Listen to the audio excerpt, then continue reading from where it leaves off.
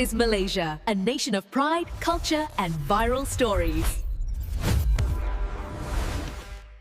Pernahkah kita terfikir, mengapa ada orang luar yang datang ke Malaysia bukan untuk bercuti, tetapi akhirnya menetap berbulan-bulan, malah bertahun-tahun? Mereka tidak datang dengan cerita indah. Sebahagian datang dengan jiwa yang penat, fikiran yang terlalu bising, dan hati yang sudah lama kehilangan rasa tenang. Dan anehnya, mereka tidak menemui ubat itu di hospital, bukan juga di pusat rawatan mahal. Sebaliknya, mereka menemui penyembuhan di sebuah negara yang kelihatan biasa-biasa saja di mata dunia, Malaysia, negara yang tidak bising, tidak memaksa, tidak menuntut siapa kita perlu jadi. Di sini, hidup berjalan perlahan, manusia masih sempat tersenyum. Masjid, kuil dan gereja berdiri bersebelahan tanpa jeritan kebencian. Dan yang paling mengejutkan orang luar, tiada siapa bertanya siapa kamu sebelum melayan kamu sebagai manusia. Video ini bukan untuk mengatakan Malaysia sempurna. Malaysia bukan syurga, tetapi bagi ramai orang luar,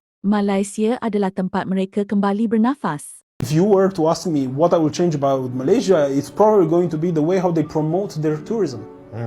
Because it's such a hidden part, it's a small piece of heaven, hidden between Thailand that everyone heard of, Singapore, and Indonesia. Indonesia has been heard of from point of view of Bali, right? But Malaysia, it's right in the middle. And from a promotion perspective, I haven't heard about Malaysia as much as one should praise Malaysia until I've actually moved here. I've never been in Malaysia, I've never been to Southeast Asia until I moved to Malaysia. And obviously now I've been here for 3 years, I've traveled around, I wouldn't want to live anywhere else. So yes, it's very hard to find something that's not good about Malaysia. Malaysia menyembuhkan dengan ketenangan, bukan kemewahan. Orang luar yang datang ke Malaysia sering terkejut dengan satu perkara, sunyi yang tidak menakutkan. Di negara mereka, sunyi bermaksud kesunyian. Di Malaysia, sunyi bermaksud ruang untuk bernafas. Di bandar besar dunia, hidup adalah perlumbaan. Jam, notifikasi, produktiviti, semuanya menjerit. Tetapi di Malaysia, walaupun di bandar, hidup masih punya sela. Pagi bermula dengan azan atau bunyi burung. Petang diisi dengan teh tarik dan perbualan tanpa agenda. Malam bukan untuk mengejar, tetapi untuk berhenti. Orang luar mula sedar sesuatu. Mereka tidak perlu sentiasa menjadi siapa-siapa di sini.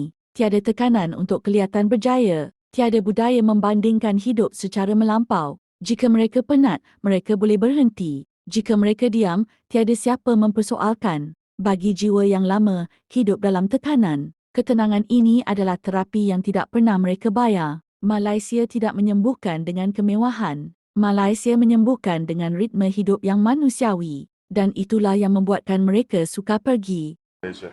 And I'll come back to Malaysia. I'll keep coming back to Malaysia. I mean, I just felt balanced. You know, sometimes I party a lot when I'm traveling. So I didn't even want to party like in Malaysia. It wasn't even that vibe. I was like, just like healing or just in a spiritual state or something. Like it felt so good. I didn't want to mess up my spirit and my mind and my body. And I know I'm rambling on and on about the same thing, but guys, you really healed me and I appreciate you.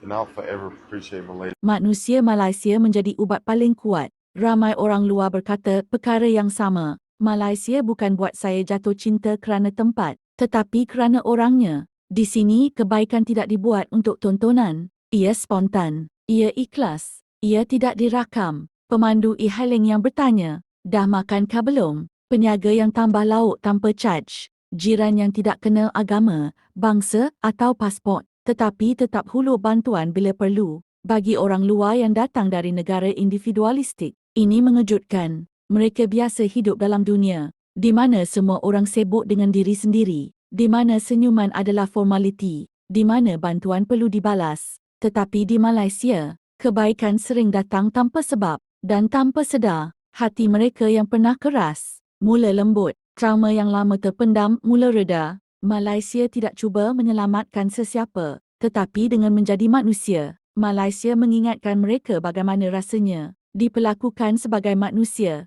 8 tahun tinggal di Malaysia, aku baru sadar kenapa orang bisa betah tinggal di sini. Aku, orang Indonesia yang udah lama tinggal di sini. Awalnya aku pikir ini cuma soal tempat, tapi semakin lama aku sadar ada hal-hal kecil yang bikin aku terasa hidup itu berbeda. Di jalan raya Malaysia, aku jarang banget dengar bunyi horn mobil, bukan karena jalannya yang selalu lenggang, tapi karena orang-orangnya yang sabar. Di sini, horn itu bukan untuk marah, melainkan hanya untuk saat benar-benar perlu. Hidup di Malaysia juga terasa lebih bersih, bukan karena semuanya yang sempurna, tapi karena masyarakatnya udah terbiasa ngejaga ruang publik, jalan, atau tempat umum dirawat secara bersama. Hidup di sini juga terasa lebih teratur. Yang lebih luar biasanya lagi, orang itu paham giliran, paham aturan dan tahu menghormati orang lain. Budaya berbaris dan bersabar menjadi hal yang udah biasa, bukan karena terpaksa, tapi karena sabar itu dianggap sebagai adab. Hal yang paling aku sadar selama aku tinggal di sini, orang di sini tuh nggak suka campur urusan orang lain, bukan karena nggak peduli, tapi mereka tuh menjaga ruang. Dan ada satu hal lagi yang bikin aku selalu tersenyum. Aku bukan seorang bos, tapi di mana-mana aku selalu dipanggil bos. Sederhana, namun itu bikin aku terasa dihargai. Bahkan aku beli TOS saja aku bisa dipanggil bos. Buat aku, ini sih yang buat aku ngerasa diterima tinggal di sini. Kalau kamu orang Malaysia, hal kecil apa yang bikin kamu merasa dihargai dalam kehidupan kamu? Tulis di komen ya. Malaysia bukan syurga,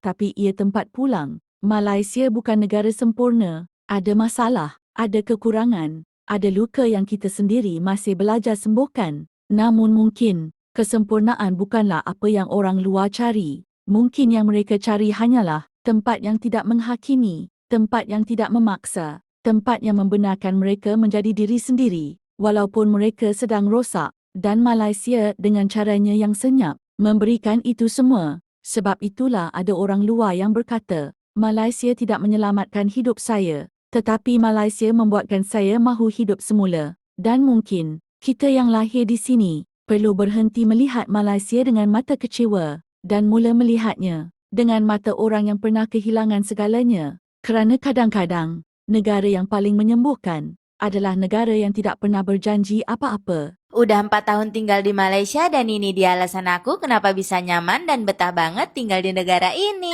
Jadi yang pertama tuh karena semua orang di sini super baik dan ramah banget. Apalagi kalau makan di kedai, aku tuh belum pernah nemuin pelayan yang judes. Yang paling aku suka, mereka tuh gak pernah bedain aku walaupun aku orang Indonesia. Nah, alasan kedua karena tempat aku tinggal di kota Kuala Lumpur. Walaupun kota besar, tapi di sini minim banget polusi udara. Bahkan di jalan raya tuh aku gak pernah dengar suara klakson atau horn. Oh iya, walaupun gedung-gedung di Kuala Lumpur besar, tapi mereka tuh punya taman sendiri. Contohnya Twin Tower atau KLCC punya taman sendiri di daerah belakang. Bahkan setiap hari banyak banget loh yang olahraga di sana. Alasan ketiga karena bahasa Malaysia atau bahasa Melayu hampir mirip sama bahasa Indonesia. Jadi kalau mau kesini nggak perlu belajar bahasa lagi deh. Tapi kalau kalian bisa bahasa lain kayak bahasa Inggris itu nilai plus sih. Alasan terakhir atau alasan keempat karena biaya hidup di Kuala Lumpur lebih rendah daripada ibu kota Jakarta. Padahal gaji minimum di Kuala Lumpur lebih besar loh. So buat kalian yang sekarang tinggal di Malaysia, alasan apa sih yang bikin kalian betah tinggal di negara ini?